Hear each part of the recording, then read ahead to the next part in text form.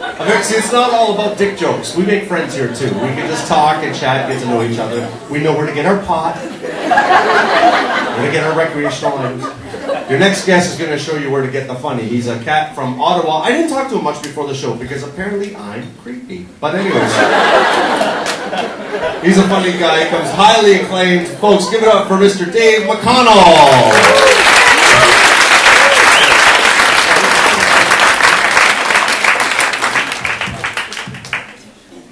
All right. I am a little depressed tonight. I had to have my cat put down today. But hey, a bet's a bet.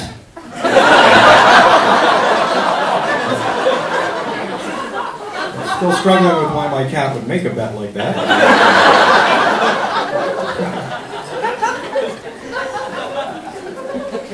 I do have to admit, I am a little bit nervous, I gotta say. I haven't had this much bright light and attention focused on me since I went over the wall at Kingston Penitentiary a couple of weeks ago.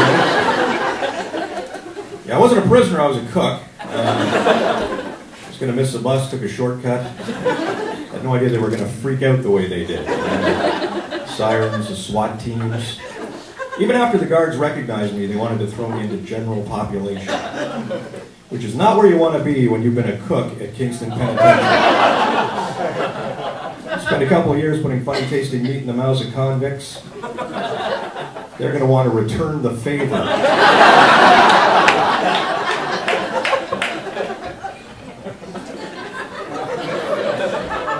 So a girl I know just dumped her geologist boyfriend. He apparently kept insisting on telling her what kind of rock he was as hard as.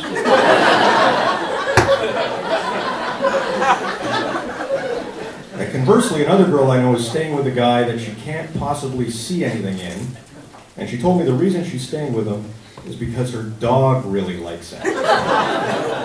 Fucking blind chicks.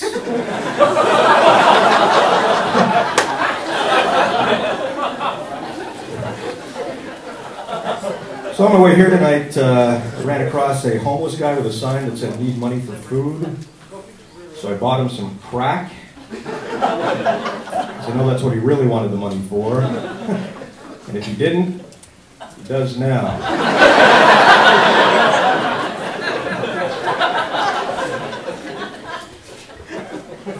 Crashed at a buddy's place, and while he was sleeping, I found a lump on his testicle.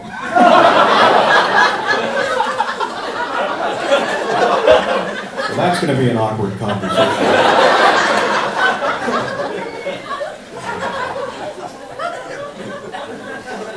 Well, this is pretty exciting. Today, my penis measured in at 12 inches. Thank you, dollar store measuring tape.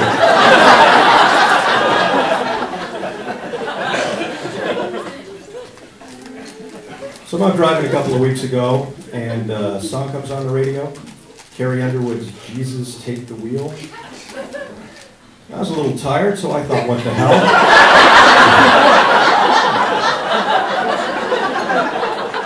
$5,000 worth of damage. Really hope her next single is "Hey Jesus, how about coughing up the fucking director?"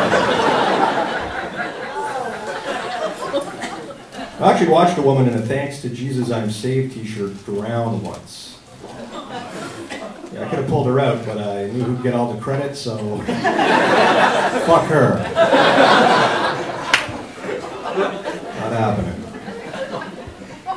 I'm not a religious guy, my friends know that, but yet for some reason, one of them got me a Jesus doll for Christmas. I don't know if you've seen this. It's a Jesus doll. You pull on the string on his back, and he recites a Bible verse. And he comes as part of a collection. You get Jesus, Bigfoot, Loch Ness Monster, a girl in a bar that would give me her real phone number.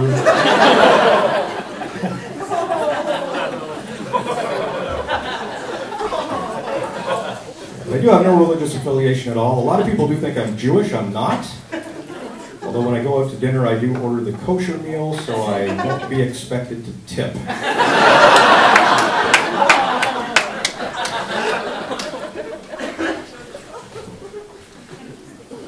Oh, here's something you may not know. The Canadian magazine for the Hard of Hearing is actually called listen.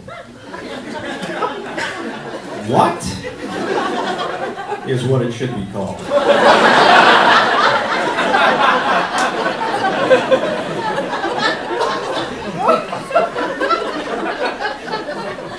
Commercial on TV that drives me crazy. Don't know if you've seen it. It's for a herpes medication, where the woman says, "I have herpes, he still doesn't." What the hell did that get past a third date? Oh, herpes. Thank Christ, I thought you were going to say you had kids. Here's one for the fellas. You ever found a sore on your penis and completely freaked out? Then breathed a huge sigh of relief when you realized it was just a tiny piece of barbecued chip?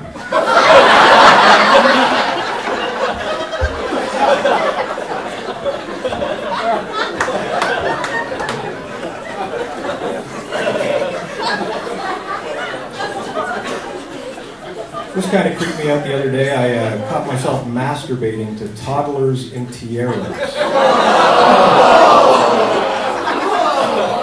It's okay, I'm not a pervert. Turns out it was just prom night on Little People, Big Words.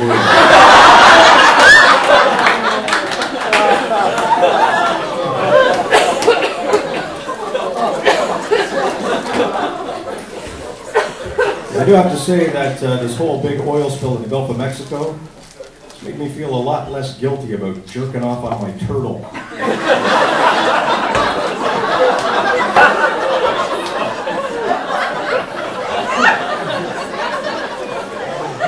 It's okay, it just has an eye infection.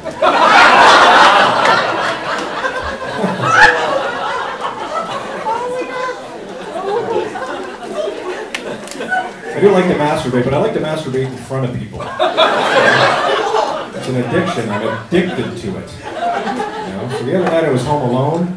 A bunch of my friends came over to perform an intervention. So I just want to thank them because that was fucking hot.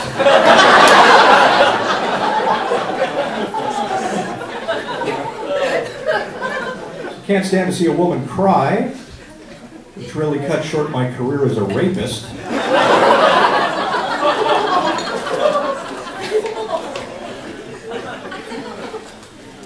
So I put my profile up on eharmony.com a couple of weeks ago. Matched me up with my wife. And we are truly meant for each other. I'm married, my wife's pretty cool. She doesn't know me nearly as well as she should by now, though. You know, the other day she showed me the adhesive tab on her Always pads. And on it, I swear to God, it says, "Have a happy period." You know? So the next day we're out, she's being a little bit bitchy. And I'm like, "You're not following the instructions." I am married. If I wasn't married, I think I'd still want to feel married. So I go to a sex shop and buy one of those rubber vaginas. And when I got home, I put it somewhere where I could see it all the time, but it was really hard to get at.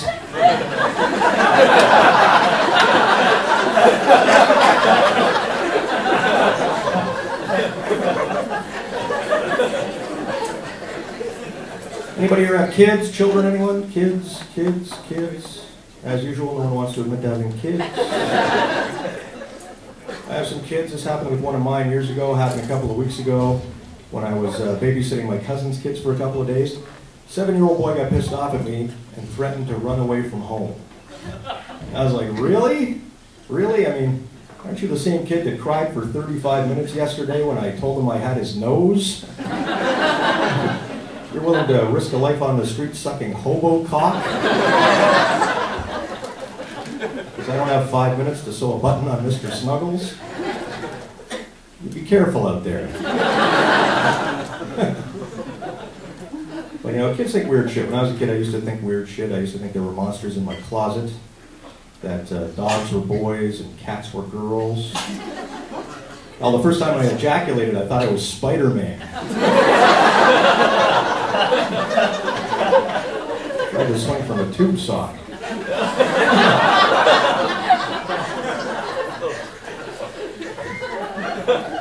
But speaking of kids, a couple friends of mine are expecting a baby, so the whole to circumcise and not to circumcise argument has reared its potentially ugly head.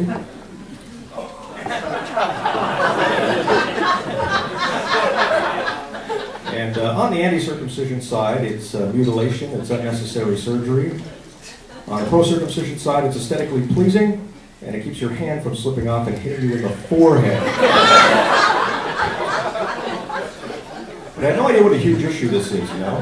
There's actually a support group for men mourning the loss of their foreskin. I would love to go to that meeting. I just see it now, a bunch of guys sitting around in a circle, turtleneck sweaters pulled up over their heads. What the hell are they reminiscing about? You know? Pushing their foreskin on a swing, milkshake with 2 straws, I have no idea. One guy actually went so far as to have his foreskin sewn back on, which is pretty creepy. Last time I saw that was Silence of the Lambs. So that's not too often you see sewing machines and human skin together, let me tell you. But anyway, circumcised or not circumcised, you should have a pretty good idea what kind of cock your mother prefers.